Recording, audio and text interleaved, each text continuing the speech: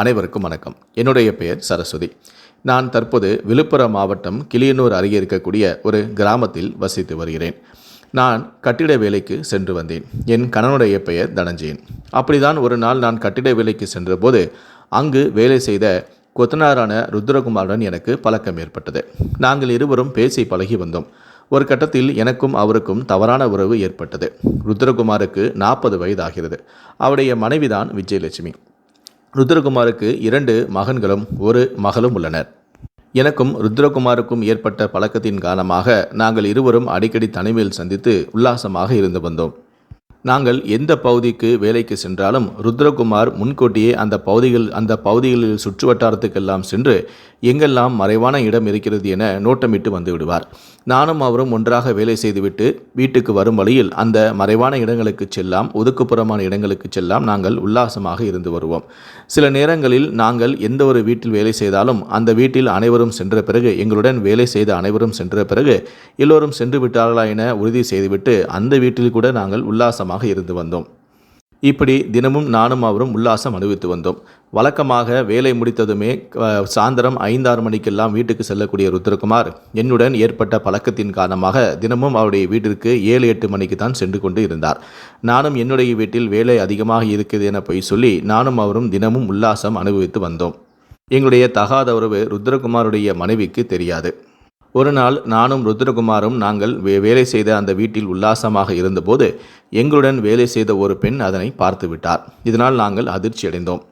அதன் பிறகு எங்களுடைய இந்த தகாத உறவானது எங்களுடைய முதலாளிக்கும் என்னுடைய கணவனுக்கும் தெரிந்துவிட்டது.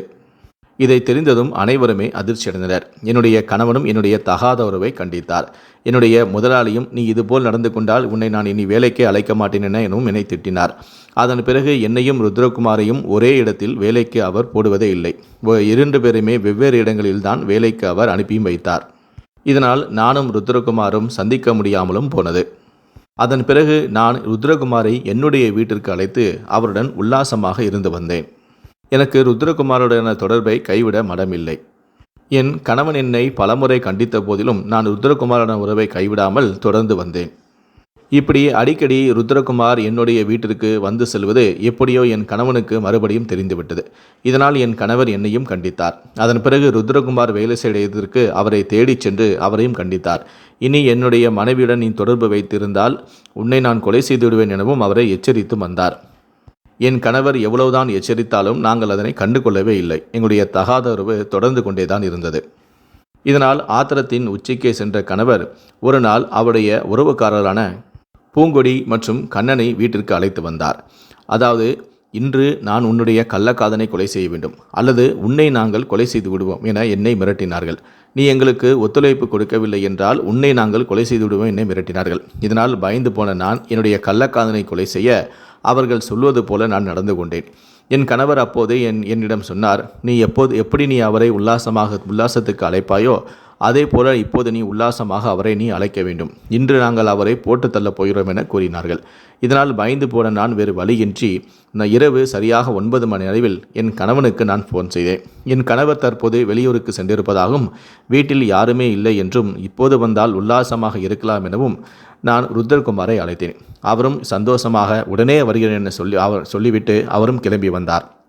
அவர் வரும்போது அவர் மனைவியான விஜயலட்சுமியிடம் என்னுடைய நண்பர் ஒருவர் அழைக்கிறார், ஒரு முக்கியமான வேலை விஷயம், நான் போய்விட்டு உடனடியாக வந்து விடுகிறேன் என சொல்லிவிட்டு தான் அவர் கிளம்பி வந்தார்.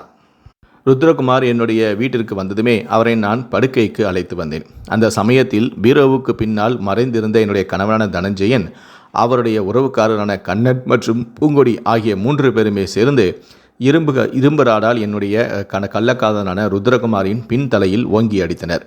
அதில் கீழே விழுந்த ருத்ரகுமாருடைய முகத்தில் தலையணையால் வைத்து என் கணவன தனஞ்சயன் அமுக்க அவருடைய கைகளையும் கால்களையும் அவருடைய உறவுக்காரர்களான பூங்கொடியும் கண்ணனும் பிடித்து கொள்ள என் கணவர் அவர் மீது இருந்த ஆத்திரத்தின் காரணமாக அவரை மூச்சு முட்ட செய்து அங்கே அவரை கொலையும் செய்தார். அதன் பிறகு இந்த கொலையை மறைப்பதற்காக ருத்ரகுமார் ஓட்டி வந்த அவருடைய 2 சக்கர வாகனத்திலேயே அவருடைய பிணத்தையும் வைத்து என் கணவர் ஓட்ட அவருடைய உறவுக்காரன கண்ணன் பிடித்து கொள்ள இரவே அந்த உடலையும் அங்கிருந்தே எடுத்து சென்றார்கள். ருத்ரகுமாருடைய மனைவியான விஜயலட்சுமியும் தன்னுடைய கணவன் போய் ரொம்ப நேரம் ஆகிறது, இரவு 12 மணி ஆகிவிட்டது, இன்னும் அவர் வீடு வரவில்லை என அவருடைய செல்போனுக்கு முயற்சி செய்திருக்கிறார். ஆனால் அவருடைய செல்போனை நாங்கள் சுவிட்ச் ஆஃப் செய்து விட்டதால் விஜயலட்சுமி பதறி போய்விட்டார். தன்னுடைய கணவன் நீண்ட நேரம் ஆகியும் வீடு வரவில்லை, அவருடைய செல்போனும் சுவிட்ச் ஆஃப் என்று வருகிறது என தெரிந்து கொண்டு உடனடியாக அவருடன் வேலை செய்த அவருடைய சக நண்பர்கள் எல்லாம் ஃபோன் செய்து என் கணவன் வந்தாரா எனவும் விசாரித்திருக்கிறார். மேலும் என் கணவனை நீங்கள் தான் அழைத்தீர்களா எனவும் கேட்டிருக்கிறார்.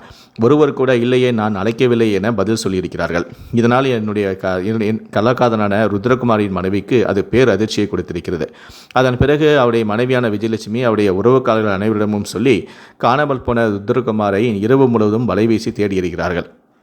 ஆனால் எங்கு தேடியும் ருத்ரகுமார் கிடைக்காததால் பயந்து போன ருத்ரகுமாரின் மனைவியான விஜயலட்சுமி உடனடியாக கிளியனூர் காவல் நிலையத்துக்கு சென்று தன்னுடைய கணவனை காலவினை எனவும் வேலையை முடித்துவிட்டு வீட்டுக்கு வந்த என்னுடைய கணவர் சாப்பிட்டு விட்டு தூங்கும் நேரத்தில் சரியாக 9 மணிக்கு மேல் ஒருவரிடமிருந்து கால் வந்தது.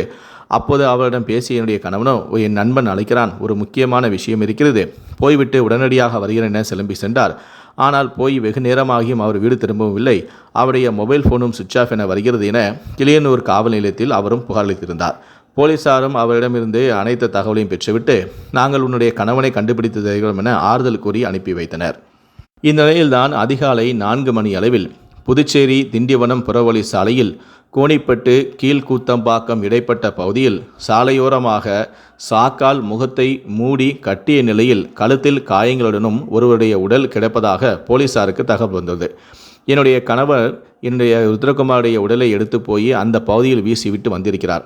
ஆனால் அவருடைய வாகனத்தை எடுத்து சென்றதற்கு காரணம் இது விபத்து போல செட் பண்ணுவதற்காக தான் எடுத்து போயிருக்கிறார். அப்படி இருந்தும் கூட எங்கே ருத்ரகுமார் உயிர் பிழைத்து விடுவாரோ என அஞ்சிய என் கணவன் அங்கு அவருடைய உடலை வீசிய பிறகும் கூட அவருடைய கழுத்தையும் அறுத்திருக்கிறார். ஆனால் என்னுடைய கணவர் விபத்து போல செட் பண்ண நினைத்த அவர் பதட்டத்தில் அவருடைய முகத்தையும் மூடிவிட்டு வந்திருக்கிறார். இதை பார்த்ததுமே போலீசாருக்கு தெரிந்துவிட்டது இது விபத்து அல்ல, இது யாரோ திட்டமிட்டு இவரை கொலை செய்திருக்கிறார் என போலீசாருக்கு தெரிந்துவிட்டது. போலீசாரும் சம்பவ இடத்திற்கு விரைந்து சென்று இறந்து கிடந்த உடலை மீட்டிருக்கிறார்கள். அப்போது அவர் முகத்தை மூடியிருந்த அந்த சாக்கையும் அவுத்து பார்க்கும்போது அது காணாமல் போன ருத்ரகுமார் என்பது போலீசாருக்கு தெரிய வந்திருக்கிறது. உடனடியாக இந்த தகவலானது அவருடைய மனைவியிடமும் தெரிவிக்கப்பட்டது. அதைத் தொடர்ந்து போலீசார் இதனை கொலை வழக்காக பதிவு செய்து விசாரணையை தொடங்கினார்கள். அப்போதுதான் ருத்ரகுமார் கடைசியாக யாருடன் பேசினார் என போலீசார் அந்த கால் ஹிஸ்டரி எடுத்து பார்க்கும்போது தான் அவர் என்னிடம் பேசியது போலீசாருக்கு தெரிய வந்திருக்கிறது. மேலும் நானும் ருத்ரகுமாருடன் பலமுறை பேசியதையும் போலீசார் அறிந்தனர். ஒருவேளை இவர்கள் இருவரும் ஒரே இடத்தில் வேலை செய்வதால் வேலை சம்பந்தமாக கூட பேசியிருக்கலாம் என நினைத்தார்கள்.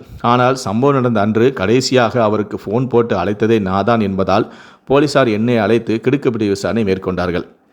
ஏற்கனவே பயத்தில் இருந்த நான் போலீசார் என்னை அழைத்ததுமே எனக்கு மேலும் பயம் ஏற்பட்டு எங்கே போலீசார் என்னை அடித்து கொடுமை செய்து விடுவார்கள் என பயந்து போய் நானும் அனைத்து உண்மைகளையும் தெரிவித்தேன். எனக்கும் ருத்ரகுமாருக்கும் இருந்த தவறான உறவு என்னுடைய கணவனுக்கு தெரிந்துவிட்டது. அதனால் என்னுடைய கணவன் எவ்வளவோ என்னை கண்டித்தும் பார்த்தார், நானும் கேட்கவில்லை. எங்களுடைய தகார உறவு தொடர்ந்து கொண்டே தான் இருந்தது. ஒரு கட்டத்தில் வெறுத்து போன என்னுடைய கணவர் ஒன்று ருத்ரகுமாரை நாங்கள் கொலை செய்ய நீ எங்களுக்கு ஒத்துழைப்பு தர வேண்டும், இல்லை என்றால் உன்னையே நாங்கள் கொலை செய்து என்னை மிரட்டினார்கள். இதனால் பயந்து போன நான் என்னுடைய கள்ளக்காதலான ருத்ரகுமாரை கொலை செய்ய அவர்களுக்கு ஒத்துழைப்பு கொடுத்தேன். அவர்கள் சொல்வது போலவே இரவு ருத்ரகுமாருக்கு ஃபோன் செய்து என்னுடைய வீட்டிற்கு வருமாறும் உல்லாசமாக இருக்கலாம் எனவும் அழைத்தேன். அவரும் ஆசையுடன் வந்தார்.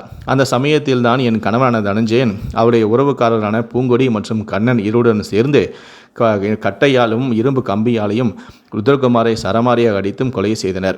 அதன் பிறகு அவரை மூச்சுமுட்ட செய்து தலையணையால் அமுக்கியும் கொலை செய்தனர்.